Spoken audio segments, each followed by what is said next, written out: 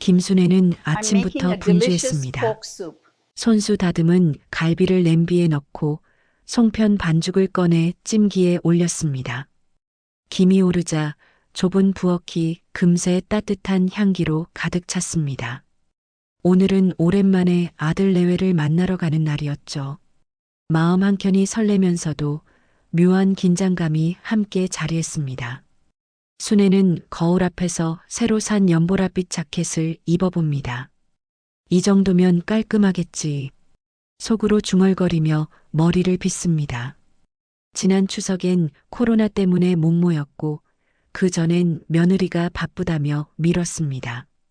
올해는 다르다고 아들이 직접 전화를 걸어왔습니다. 그 한마디에 순애는 며칠 동안 잠을 설쳤습니다. 버스를 타고 가는 길, 순애는 손에 든 보자기를 꼭 쥐었습니다. 갈비찜, 송편, 그리고 직접 담근 깍두기까지. 며느리 지영이 음식은 이미 준비했다 했지만 빈손으로 갈 수는 없었습니다. 창밖으로 스치는 가을 하늘이 유난히 높게 느껴졌습니다. 그래, 오늘은 좋은 날이야. 순애는 스스로를 다독였습니다. 아들 집에 도착하자 최신식 아파트 입구가 눈앞에 펼쳐졌습니다. 경비실을 지나 엘리베이터를 타는데 한 손엔 음식 보따리, 한 손엔 과일 상자가 들려 있었습니다. 현관 앞에서 초인종을 누르자 문이 열리며 윤지영이 차가운 얼굴로 서 있었습니다. 어머니, 오셨어요? 응, 명절인데 안 올 수가 있나? 오늘은 손님들이 좀 많아요. 사돈댁 분들도 오셔서요. 지영의 말투엔 예의가 있었지만 미묘한 벽이 느껴졌습니다. 순애는 작게 웃으며 집 안으로 들어갔습니다. 안에는 정갈한 한복 차림의 사돈 최 씨 부부가 앉아 있었고 거실은 화려한 음식과 선물들로 가득했습니다. 순애는 잠시 멈칫했지만 자리를 권하자 조심스레 구석에 앉았습니다. 대화는 온통 자식 자랑과 사업 이야기뿐이었습니다. 지영은 사돈 앞에서 능숙하게 웃으며 요즘 우리 태수가 승진도 하고 제가 운영하는 쇼핑몰도 잘 되요라고 말했습니다. 순애는 그저 미소만 지으며 듣고 있었습니다. 아들이 자신을 향해 눈길조차 주지 않는 것이 조금 서운했습니다. 식사 시간이 되어 모두 식탁에 둘러앉았습니다. 순애는 조심스레 자신이 가져온 송편을 내밀었습니다. 제가 직접 만든 건데 맛이나 보세요. 그러나 지영은 아무렇지 않게 어머니, 굳이 안 가져오셔도 됐는데요. 오늘은 이미 준비 다 했어요. 라며 접시를 옆으로 밀었습니다. 순간 공기가 싸늘하게 식었습니다. 사돈 최 씨가 분위기를 살리려 농담을 던졌지만 지영은 말을 이었습니다. 이제 어머니도 혼자 사시니까 편하시죠? 저희는 이번 추석부터 따로 지내기로 했어요. 그 말에 순애의 손이 멈췄습니다. 아들은 숟가락을 내려놓았지만 아무 말도 하지 않았습니다. 순애는 천천히 일어났습니다. 모두의 시선이 모였지만 그녀는 고개를 숙이고 보자기를 챙겼습니다. 난 그만 가보마. 목소리가 떨렸지만 단호했습니다. 지영은 말리지 않았고 아들은 그저 묵묵히 고개를 숙였습니다. 문을 나서는 순간 순애는 복도 끝 유리문에 비친 자신의 얼굴을 봤습니다. 새 옷도 정성껏 싸온 음식도 초라해 보였습니다.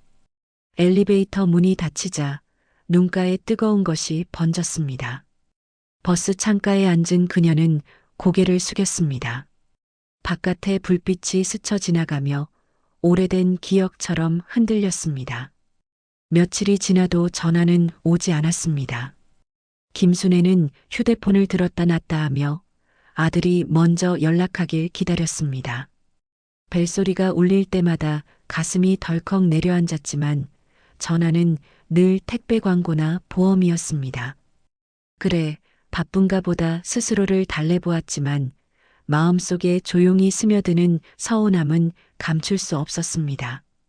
이튿날 순애는 아들이 사는 아파트로 전화를 걸었지만 없는 번호라는 안내음만 들렸습니다. 이상한 예감이 들어 직접 찾아가 보니 그곳엔 이미 새로운 세입자가 살고 있었습니다. 그 집 사람들요? 벌써 한참 전에 이사 갔어요. 세입자의 말에 순애의 얼굴이 하얗게 질렸습니다. 집으로 돌아온 순애는 서류함을 꺼내 보았습니다. 남편이 남겨준 퇴직금과 평생 모은 적금이 들어있는 통장이 보였습니다. 하지만 은행에 가보니 직원은 고개를 갸웃했습니다. 어머님, 이거 이미 해지 처리됐는데요. 아드님 명의로 위임장 제출하셨잖아요. 순간 손끝이 저릿했습니다. 제가요? 위임장을 쓴 적이 없는데요. 아드님 배우자분이 같이 오셔서 설명하셨던데요. 직원의 말에 순애는 아무 말도 하지 못했습니다. 눈앞이 희미해지고 머리가 멍해졌습니다. 평생 아들 이름으로 통장을 만들어둔 게 잘못이었습니다. 그게 결국 며느리의 손으로 들어간 것입니다. 은행 문을 나서며 순애는 하늘을 올려다봤습니다. 구름이 낮게 깔리고 바람이 차가웠습니다. 몇 년 전 지영이 어머니 명의보다 태수 이름으로 해두는 게 세금의 유리예요라며 웃던 모습이 스쳤습니다. 그때는 믿었고 서류의 도장도 아무 의심 없이 찍었죠. 그 모든 게 자신을 올가매는 끈이 되어 돌아온 것입니다. 그날 밤 순애는 경찰서 문 앞에 섰습니다. 위임장 위조로 신고하려면 증거가 필요하다는 말을 들었지만 증거는 없었습니다. 서류는 며느리 손에 있었고 목격자도 없었습니다. 경찰관은 안타까운 표정으로 가족 문제는 조심스럽습니다라고 말했습니다. 집으로 돌아오는 길, 순애는 발걸음을 떼기 어려웠습니다. 거리에 가로등 불빛이 비에 젖은 보도블록에 번졌습니다. 손에 쥔 지갑 안엔 남은 돈 7만 원이 전부였습니다. 버스 정류장 벤치에 앉아 있자니 세상이 너무 조용했습니다. 내가 이 나이에 이렇게 될 줄이야. 입에서 새어나온 말은 허공에 흩어졌습니다. 추석날의 웃음소리가 귀에 맴돌았고 며느리의 차가운 얼굴이 눈앞에 겹쳐졌습니다. 순애는 두 손을 무릎 위에 포개고 한참을 앉아 있었습니다. 지나가는 버스 불빛이 스쳐 지나갔지만 그녀는 일어나지 않았습니다. 새벽이 다가오자 비가 내리기 시작했습니다. 순애는 천천히 몸을 일으켜 집으로 향했습니다. 집 문을 열자 어둠뿐이었습니다. 방 안에 낡은 시계가 똑딱거리며 시간을 세고 있었습니다. 그녀는 이불 위에 앉아 무릎을 감싸 안았습니다. 그때 처음으로 모든 걸 다시 시작해야겠다는 생각이 스쳤습니다. 다음 날 아침 김순애는 부은 눈을 식히지도 못한 채 문 밖으로 나섰습니다. 갈 곳이 딱히 없었지만 발길은 자연스레 오래된 시장 쪽으로 향했습니다.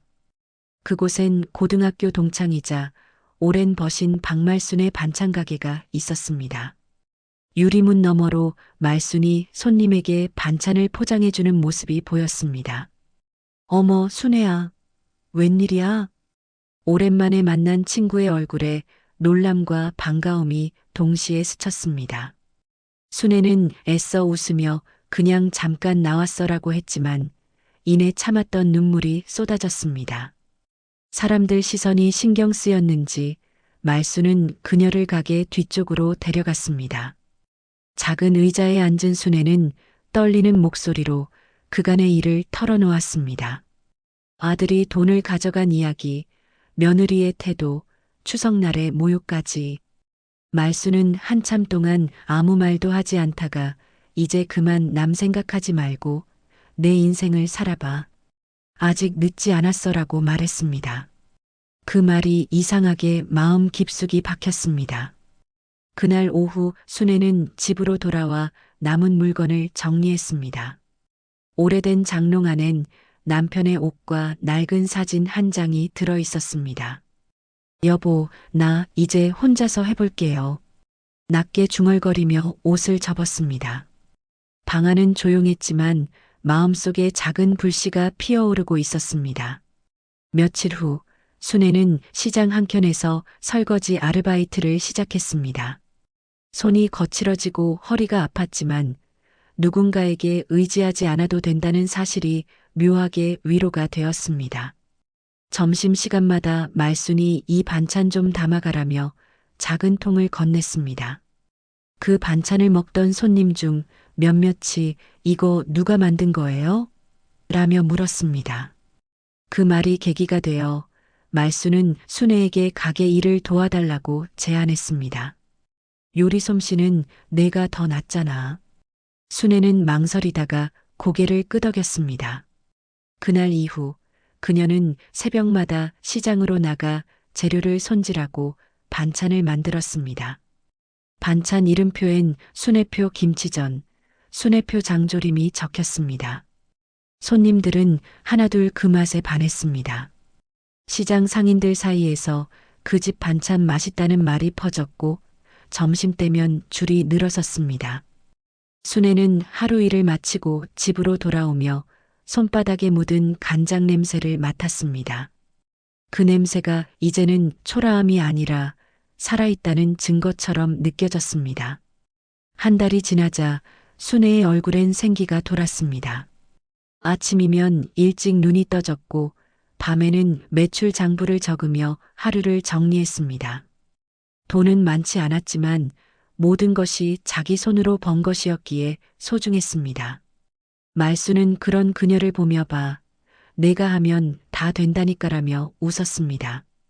그날 밤 순애는 창가에 앉아 불이 꺼진 시장 거리를 내려다봤습니다. 손끝엔 아직 간장 자국이 남아 있었지만 마음은 오랜만에 편안했습니다. 세상에 기대지 않고도 살아갈 수 있다는 자신감이 조금씩 피어오르고 있었습니다. 그녀는 조용히 다짐했습니다. 이제 누구에게도 밀리지 않겠어요. 가을비가 내리던 어느 날 반찬 가게로 낯익은 얼굴이 들어섰습니다. 바로 며느리 지은이었습니다. 지은은 마스크를 쓴 채 눈을 피했지만 순애는 한눈에 알아봤습니다. 짧은 순간 시장 전체가 조용해진 듯 느껴졌습니다. 말순이 눈치를 보며 다가왔지만 순애는 아무 말 없이 손에 쥔 국자를 내려놓았습니다. 지은은 주변의 시선을 의식하며 작게 말했다.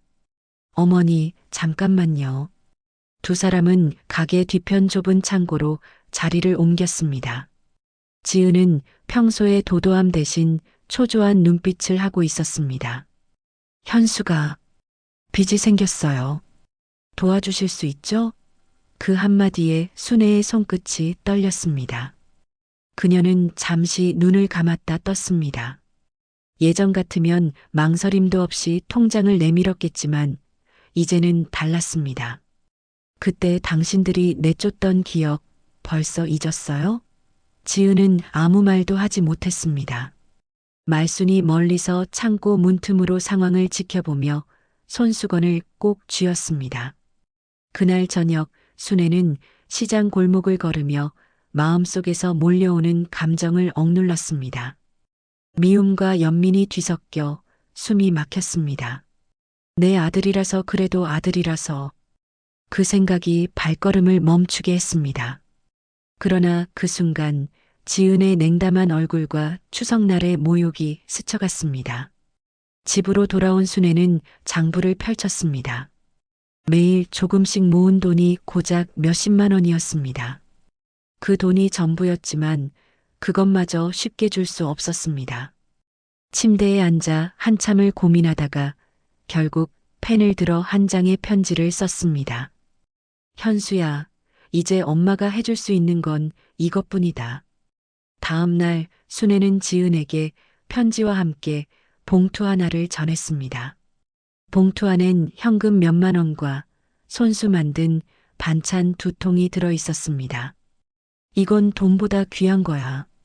짧은 말과 함께 순애는 돌아섰습니다. 지은은 아무 말 없이 그 자리를 떠났습니다. 그날 저녁 말순은 가게 문을 닫으며 물었습니다. 후회 안 해? 순애는 조용히 미소를 지었습니다. 이젠 내가 나를 지킬 차례야. 그녀의 목소리는 단단했고 더 이상 흔들림이 없었습니다. 시장의 불빛 아래 순애의 그림자는 이전보다 곧게 서 있었습니다. 시청해 주셔서 감사합니다. 2부에서 만나요.